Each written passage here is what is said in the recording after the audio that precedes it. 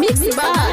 राज recording studio Maharajganj. 3 बजे भोर में हो बड़ी ताबा तोड़ में, बड़ी ताबा तोड़ में हो, बड़ी ताबा तोड़ में मुजिया के यारी यारी देखनी अजोर में, देखनी अजोर में हो, देखनी अजोर में चुमा चाटी करत हम तो रात देखनी, ओई पिंकियो के नहरी में जात देखनी, ओई शिवनियो के नहरी में जात देखनी, ओई कोजलियो के नहरी में जात देखनी। भाग भाला बड़ी सरे,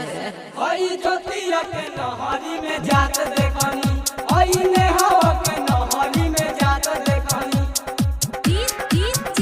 ओई दीवानी के नहरी में जात देखनी, ओई मुंडाओ के नहरी में जात देखनी।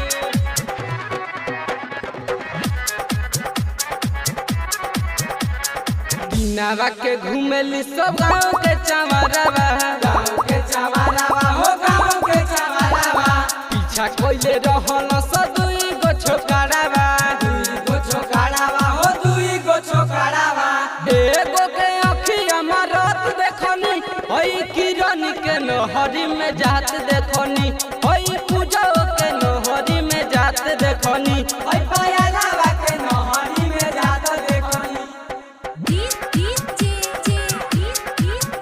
ओई ललियो के नहरी में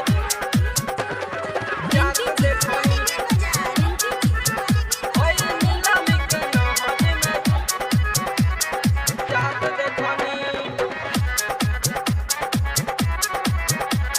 साचे बात कहले दीपक प्रजापति, दीपक प्रजापति हो, दीपक प्रजापति अपना के समझ से बड़ा कानू सहती, बड़ा कानू साथी हो, बड़ा कानू साथी नीरजा के ओकनी के साथ देखनी, ओई ललियो के नहरी में जात देखनी, ओई नीलमी के नहरी में जात देखनी, ओई